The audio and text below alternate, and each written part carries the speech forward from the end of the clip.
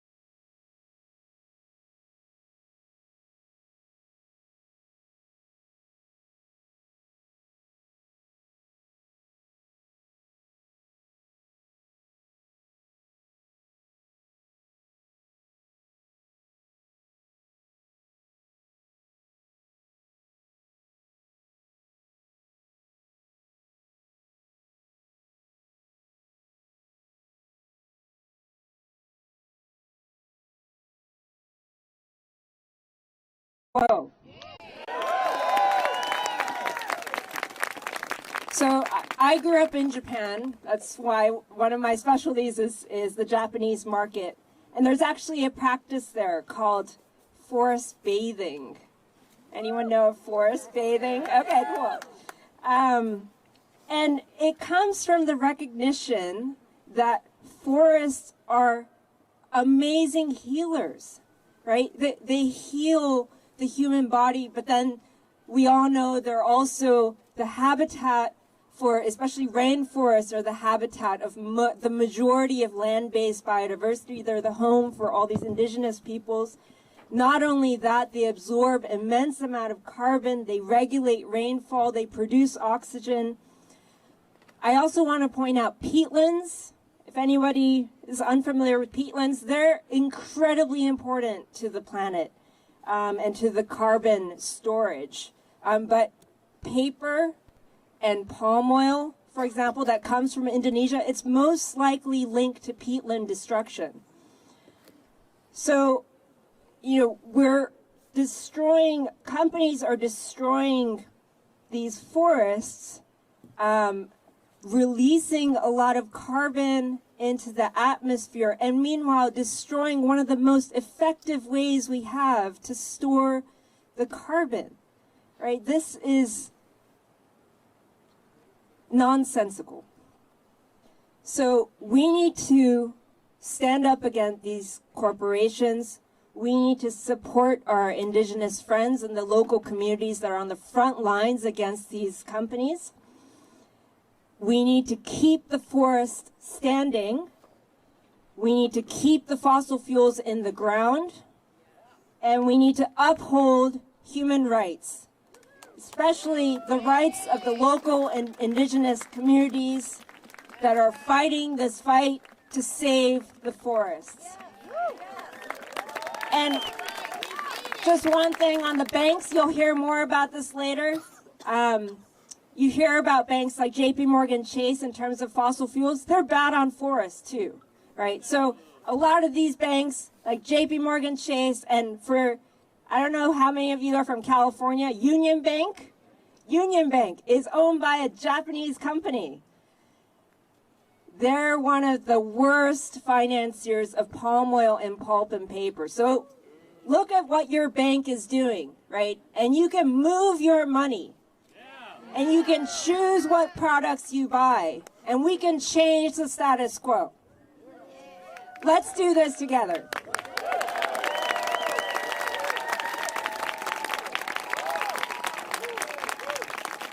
The divestment movement has been unbelievably successful. Already we've taken $11 trillion out of banks that are underwriting fossil fuel expansion. So if we keep doing that, it can really, really be effective.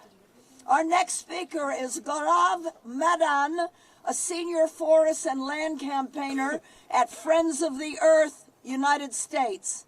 He advocates for investors and financial institutions to stop financing climate chaos through deforestation, land grabbing, and human rights abuses. He works towards the recognition of indigenous peoples and local communities and land rights. Please welcome Gaurav Madan. Thank you so much. I want to talk a little bit about why we are here today. We are here today because we are facing a crisis. Deforestation after fossil fuel emissions is the second largest contributor to the greenhouse gases responsible for the climate crisis. We know what we must do. We must phase out oil, gas, and coal and make fossil fuels industries of the past. But we also must protect the world's forests. They go hand in hand. If we do not do one, we will not succeed. If we do not do both, we will not succeed in mitigating the worst effects of the climate crisis. And so when we look at protecting the world's forests, we've just heard how they sequester billions of tons of carbon for the planet. But they are also home to indigenous and local communities and also countless species of wildlife. The reality is the climate crisis is actually one of intersecting and overlapping crises that we are facing today. Deforestation is not only fueling climate crisis, it is actually fueling unprecedented species extinction and gross human rights abuses around the world. The world's forests are at the epicenter of these intersecting and overlapping crises. Now, when we look at what are the main drivers of deforestation in the world, it is the development of industrial agricultural commodities. That is commodities like palm oil, pulp and paper, soy, and cattle. These four commodities alone are responsible for 80% of deforestation around the world, for the tens of thousands of consumer goods you and I and all of us buy. And at the front lines of industrial agricultural commodity expansion, to grow these commodities, to produce them, requires hundreds of thousands of hectares of land. Hundreds and thousands of hectares of land, of forests that are cleared and cut down and that are home to millions of people and countless species. At the front lines of this industrial agricultural production are local, often indigenous communities that are right now facing a global epidemic of violence and murder. Just last year in 2018, 3 land and environmental defenders were murdered every single week for defending their traditional lands. Imagine that. 3 people killed every single week for defending what is theirs, for defending their way of life, their livelihoods, their family, and their future. And agribusiness was one of the most deadliest sectors for communities around the world. I think we can best picture this, and we have seen this with the crisis that has been going on in the Amazon. This past year, we have seen the Amazon rainforest burn at the hands of Brazil's Bolsonaro regime. We have seen the Amazon, known as the lungs of the earth, set fire for these very commodities, for the soy sector and cattle sector. Hundreds of thousands of hectares burned to the ground to produce these products. Stop eating beef! And this problem is not limited to South America. We see the destruction of the world's forests, just as we heard, from Indonesia to Liberia to Brazil. So who is funding this? Who is enabling this to happen? These are the very banks and investors we heard about. They are not only financing rainforest destruction, it is the same banks and investors that are also financing the oil, coal, and gas industries. We were just out here a couple weeks ago. Many of us here, we were with Auntie Jane, Friar Joe Fridays, and Shutdown DC, and we took this message to BlackRock and many of the banks and investors right here in Washington, D.C. And I want to talk about BlackRock for a second. BlackRock is the largest Wall Street investor, the largest investor on the planet. Now, we know Wall Street has already wrecked our economy. We see day in and day out how Wall Street is corrupting our democracy by funneling dirty money into our elections. And now we are seeing clearly, crystal clearly, how Wall Street is fueling climate disaster. Now, BlackRock, like I said, is the largest financier on the planet, the largest investor. They are the largest investor in oil pipelines, the largest investor in gas power plants, and the largest investor in coal mines. But if that wasn't bad enough, they're not only the largest investor in fossil fuels, they're the largest investor in rainforest destruction on the planet. They are literally fueling and financing climate crisis. And I want to point out a little thing about BlackRock's hypocrisy, because they say they're a socially responsible investor. They've been called the conscience of Wall Street. But the reality is this is straight hypocrisy. They are pumping all of our money into destroying our planet. And so when we think about BlackRock, I mean, you can see this hypocrisy. They are perhaps the biggest name in this country that you've never heard of that's fueling climate disaster. If you just look at their voting record when it comes to shareholder resolutions on climate, they vote with management 90% of the time. They only support 10% of shareholder resolutions calling for climate action. When it comes to human rights, it's even worse if that's possible. They voted last year for 0% of human rights resolutions. And so we know we are here today. We have to hold our elected officials accountable, but we also have to hold the financial sector accountable for protecting our planet and doing the right thing. So I want to close on a personal note. I mean, we are all here first in solidarity with our brothers and sisters on the front lines of this global expansion of agricultural commodity who are resisting day in and day out the takeover of their land. We are in solidarity with our sisters and brothers in the Midwest who are fighting the expansion of pipelines, and we stand here with one another. But when I think about the future, you know, this spring I will be welcoming my first child into this world, and I think that makes that a little more urgent. When I think about the future I want her to grow up in, the future for her to have, it should be one where everyone is treated with dignity and we have a safe and livable planet. Thank you so much.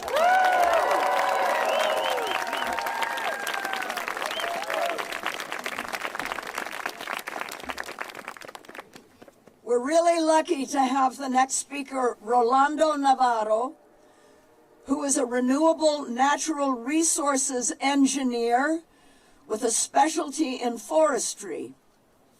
Navarro has extensive experience in the Peruvian Amazon promoting the legal trade of forest products. He has more than 15 years experience working with the government, the private sector, and environmental organizations managing natural resources, public policies, and indigenous community participation through the responsible management of forests. Before joining the Center for International Environmental Law, Navarro served as the executive president of the Agency for the Supervision of Forest Resources and Wildlife in Peru. For his audacity in challenging the network of illegal timber mafias, Rolando and his family have been the target of threats and retaliation. In 2016, Rolando was dismissed from his position at Ocenfor and has since had to seek exile in the United States.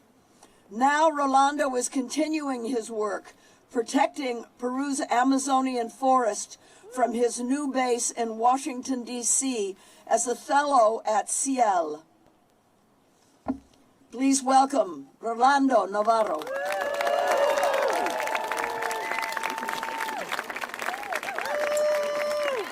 Hi.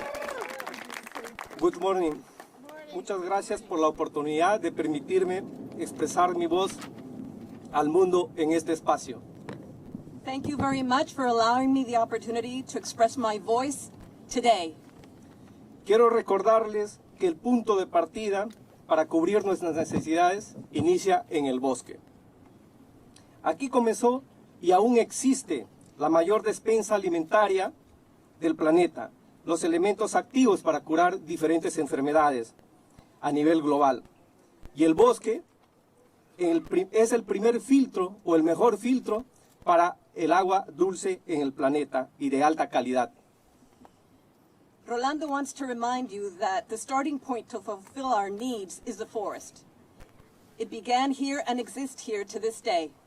Forests are the largest reserve of food, the active elements to cure diseases worldwide, and the best air filter on the planet, which also serves to produce the highest quality drinking water. Por todo esto, desde hace muchos años o décadas, se viene invirtiendo tiempo y dinero a fin de generar compromisos internacionales y corporativos para lograr desarrollo sostenible en el bosque a nivel mundial. Sin embargo, en la práctica seguimos viendo millones de hectáreas de bosques que se pierden a cada minuto en el planeta, debido a las prácticas insostenibles que permiten o facilitan los incendios forestales, tala, tráfico y comercio ilegal de estos bosques esenciales que hemos presenciado en la Amazonía. For all this, time and energy and money has been spent for decades on international and corporate commitments to achieve the sustainable development of forests throughout the world. Nevertheless, in practice, we see how millions of hectares of forests are lost every minute on the planet due to unsustainable practices that allow the fires, illegal logging, trafficking, and selling of illegal timber from the essential forests, as we have witnessed in the Amazon. Sabemos que los científicos ya dieron la alerta, que seguimos bajo estas condiciones, pronto llegaremos al punto sin retorno, en la destrucción del planeta y desaparición de los bosques a consecuencia de diferentes actividades humanas y los impactos sobre el cambio climático. We know scientists have given the alert that if we stay on this path, we will be at a point of no return in the destruction of the planet and disappearance of forests as a result of human activity and the impacts of climate change. Esta misma alerta han dado diferentes defensores ambientales en Sudamérica, Perú, Chile, Colombia, Brasil, Centroamérica, desde Guatemala, Nicaragua, pero también desde África, Asia y Europa. Hay mujeres y hombres defensores de derechos humanos que han muerto luchando por esta causa, pero mueren a diario por alzar sus voces en defensa de nuestros bosques. This same alert has been given by environmental defenders in South America, from Peru, Colombia, Chile, Brazil, in Central America, from Guatemala and Nicaragua, but also from Africa, Asia, and Europe. There are women and men human rights defenders who have died fighting for this cause, who die every day because they have raised their voices in defense of our forests. Por estas razones, hoy quiero hacer un llamado a todas las personas que sean agentes de cambio, para lograr la transformación que pide a gritos gran parte de la población del planeta, para hacer frente al cambio climático. For this reason, Rolando wants to call on everyone who is an agent of change to achieve the transformation which a great part of the world's population is crying for, to face climate change head on. Un llamado para que se unan a ser partes de este gran movimiento en defensa sobre todos los que vivimos en las zonas afectadas a consecuencia de actividades ilógicas e ilegales que se dan en nuestros bosques. Rolando calls on you to join this great movement, primarily in defense of those who live in regions that are most affected as a consequence of illogical and illegal activities in our forests. Finalmente, unámonos a los defensores del bosque en todo el mundo, en esta lucha de defensa de nuestro planeta. Let us join forest defenders all over the world in this fight in defense of our planet.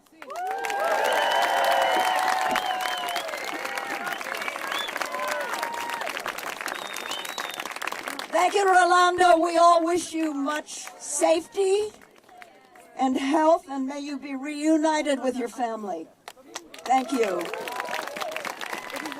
And next, I want to introduce Rolf Skar, who is a senior campaign strategist for Greenpeace USA, supporting the organization's priority campaigns to stop climate change, save our oceans, protect democracy, and end deforestation. As the organizer's former forest director, he has more than 20 years' experience working on campaigns to save our forests. From tree sit-ins, old-growth forests of the Pacific Northwest, to the halls of the United Nations, Rolf has contributed to award-winning campaigns to build solutions to deforestation in Indonesia, Brazilian Amazon, the Congo Basin, and the Canadian Boreal Forest. Please welcome Rolf.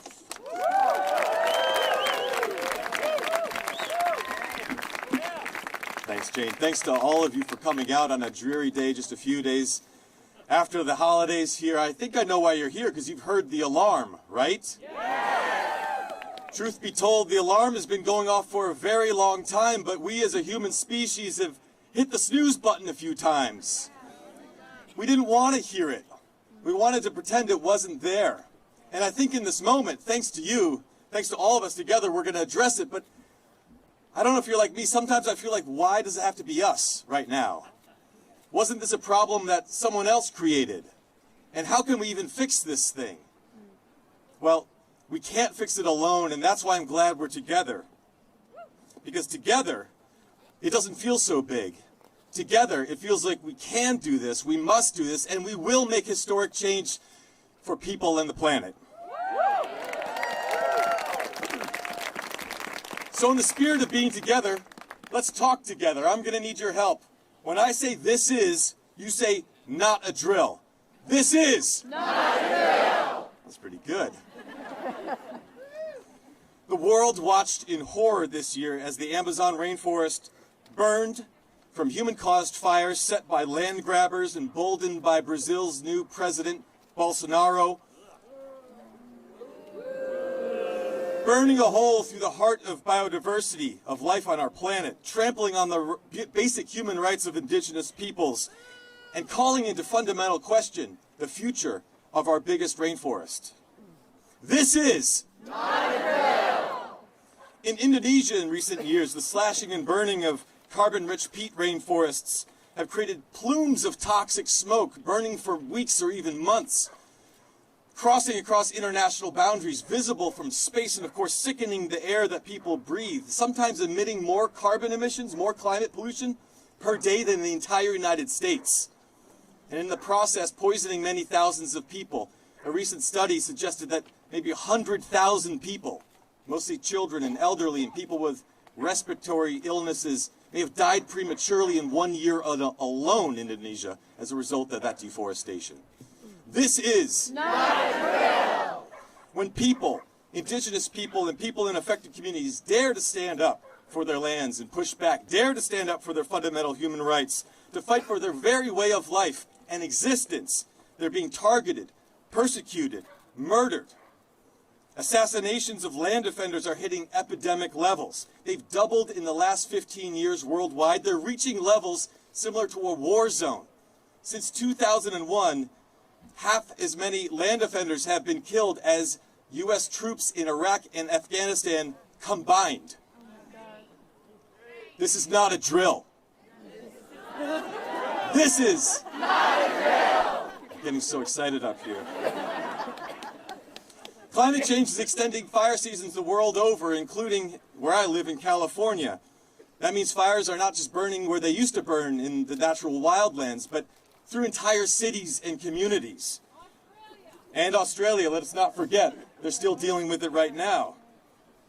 Now the people who are left behind are wondering how they're going to keep their children safe and how they're going to rebuild their lives. This is not a drill. And yet, instead of addressing climate change, instead of investing in community safety, the current U.S. administration, let them hear you, talks about the need for more taxpayer-subsidized logging on our public forests, as if that's the solution. Talks about the need to gut the enforcement of the Endangered Species Act, the very law that brought back the symbol of this country, the bald eagle, from the brink of extinction. But of course, beholden to big polluting industries, they seem more interested in sending wildlife to the dustbin of history and driving us all over a climate tipping point than addressing community needs and building a safe and livable planet. This is corporations, many that have profited for years from forest destruction, now under intense pressure from people like you, have said they would do something, said they would help achieve an end to deforestation and help stabilize the climate. Some have tried harder than others. Some have just tried to make it look like they were trying. And some had hoped that the pledges they put on paper were good enough. Pledges on paper aren't good enough. Business as usual is something we can't afford, because this ain't usual, this ain't usual, and this is not.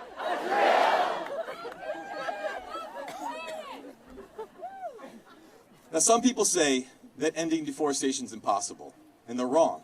It's inevitable. It's going to end one way or another. The question is, are we going to wake up one day when it's too late and realize that it's all gone? No. Going to let this happen by accident and ruin the future? No. Or are we going to work together to build just solutions to deforestation and the climate crisis for people and the planet? I say we do it. I say we do it now. Let's do it together. Let's say it one more time. This is, and this is our time. Thanks, everybody.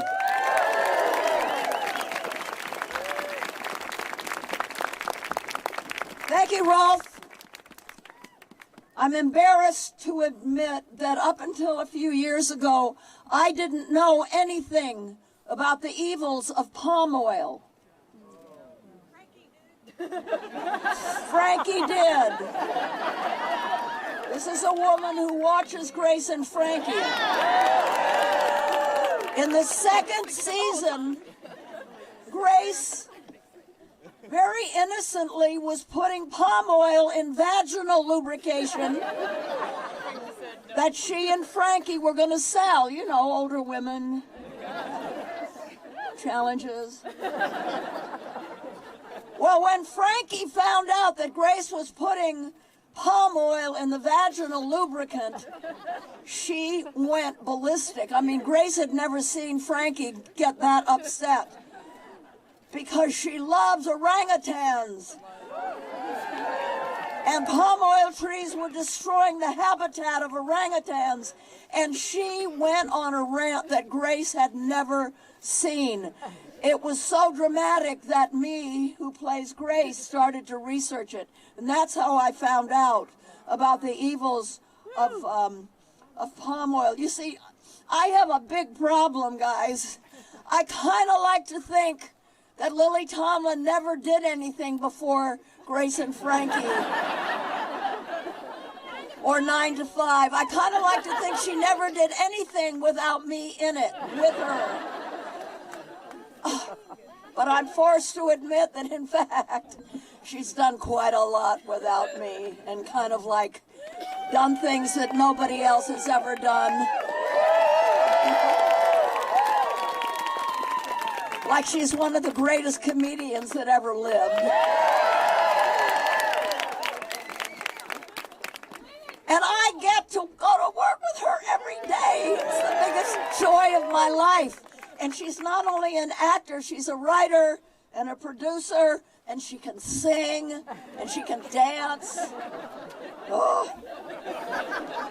She killed it on Laugh-In as Ernestine. She's won Upteen Awards for shows and films like The Late... She was nominated for an Oscar for Nashville. And there's Big Business and The Late Show and 9 to 5 and Grandma and so many others. And then, how many of you saw The Search for Signs of Intelligent Life in the Universe? One of the greatest performances. She played how many characters? I don't know. I mean, 42. Yeah. She became so many different people. They inhabited her. And the reason they could do that is because Lily Tomlin has the biggest heart and the most empathy of anybody that I know. Anyway, I love her so much. Please welcome Lily Tomlin.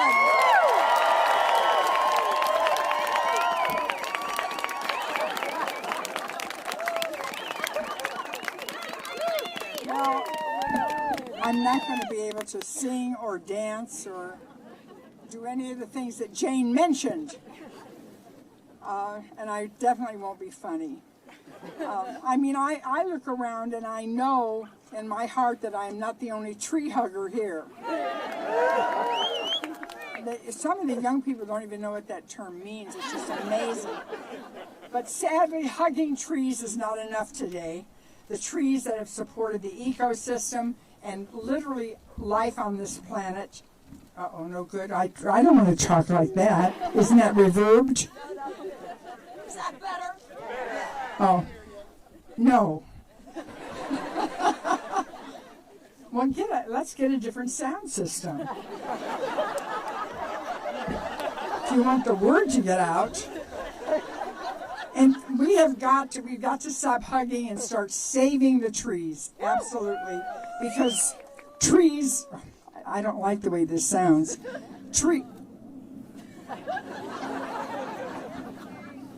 Trees are burning in California and in the Amazon. They're burning in Indonesia. That's the home of the orangutans. And Frankie would be really devastated. They're burning in Indonesia, as I said. Many of these fires are deliberately set and driven by companies that make palm oil, soy, and raise cattle. They flatten the field to raise, and they burn down all the trees, and so they can plant soy to feed to the cattle that they've already burned down the trees so they could grow grass for the cows to eat. It's a strange logic to grow soy to feed the cattle that we shouldn't even be eating. The largest investment company in the world, BlackRock, invests in the companies that do the deforestation. The drilling and the fracking. They also invest in the company building detention camps and cages that hold climate refugees. Yes, there are climate refugees, and there will be many, many more if we don't do something. These corporations are making oodles of money on the front, oodles of money on the back end. It's beyond reprehensible. And the heads of these companies, these supply chains, these traders, are CEOs. I think we should reinstitute a new name, CE-ogres. They try to pass themselves off as good guys, as many people here today have told you, leading the way for their corporations to start working more for the public good than chasing the bottom line. Unbelievable, but you can believe it. So what can be done? Divest from BlackRock and any investment firm, bank, or insurance company that funds and insures the fossil fuel industry. That's a good start. And the companies burning and cutting down forests or building migrant camps or cages. Divest from the fossil fuel industry. No new fuels, no new fossil fuels.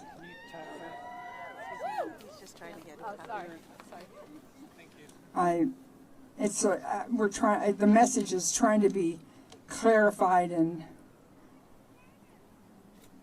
over the last few years, 11 trillion investment dollars have been pulled from the fossil fuel companies, as Jane told you, and the banks that fund them, and a few of them have had to declare bankruptcy. Support the indigenous leaders around the world and in the U.S.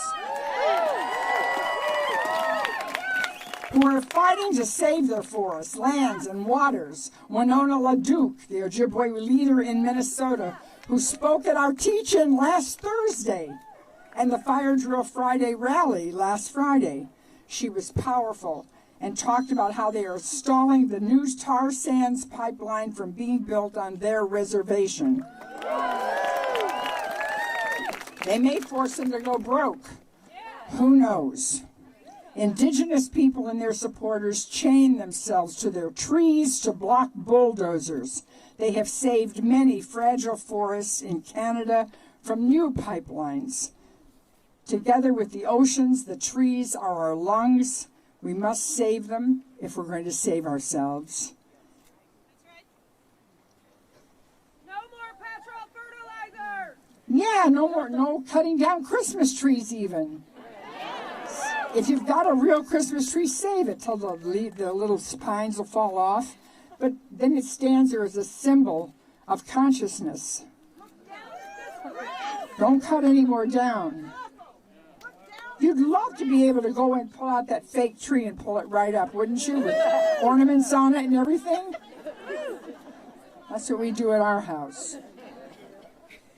I love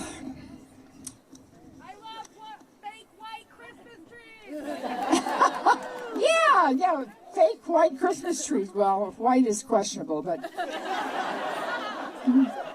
only elect politicians who will fight for the climate in bold, brave ways. It's too late for moderation.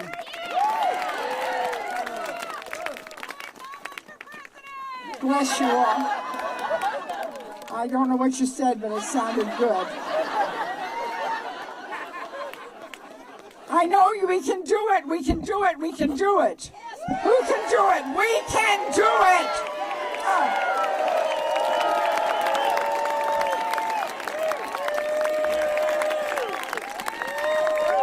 Sí se puede. Sí se puede. Hey, listen, guys, did you hear her say it? She said, our fire drill Fridays. She joined the army.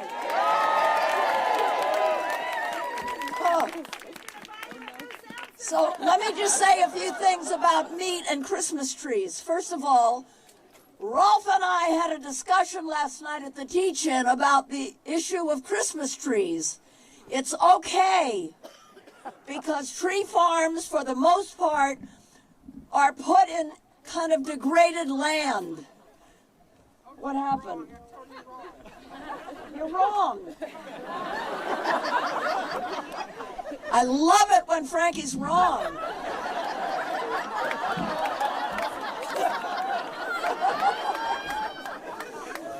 So, you know, it's okay, the Christmas tree part of it, and the meat part of it, okay. It's good for, I mean, it's hard, though, but we've got to eat less meat. I mean, not everybody can go vegan. That would be good, but, you know, like once a week, maybe meat, not every day. But we've got to understand that our individual life choices cannot be scaled up in time to get us where we need to be. They're important, but it's not enough. It's a place to start, but not a place to stop. I urge you all to go on, what is it called, Google? When you're 82, you know, it doesn't come naturally, all this social media stuff. Google, and you'll find Greenpeace, Rainforest Action Network, Friends of the Earth, and go to their forest section, and they will tell you very specific things you can do, because we need systemic change. You know, Rainforest Action Network and Greenpeace have had an effect on McDonald's, for example. Burger King is worse than McDonald's, so we can boycott. And shaming companies, that's very good. So, if you're going to be in town on January 3rd or January 10th, we're going to be doing that. We're going to be shaming the companies that are underwriting the fossil fuel industry. I love to name names. Unilever. Nestle's. Procter & Gamble. Burger King. Cargill.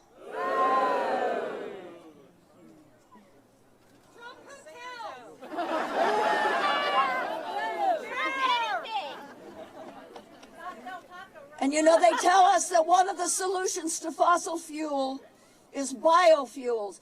But a lot of why the forests are being cut down is to grow biofuel, to feed animals. So let's not kid ourselves. Biofuel is not the answer, stopping fossil fuel expansion.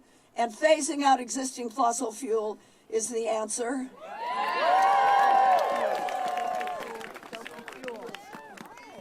Everything else has been said a lot. What? Frankie wants me to tell that story about Christmas trees again to make up for her mistakes.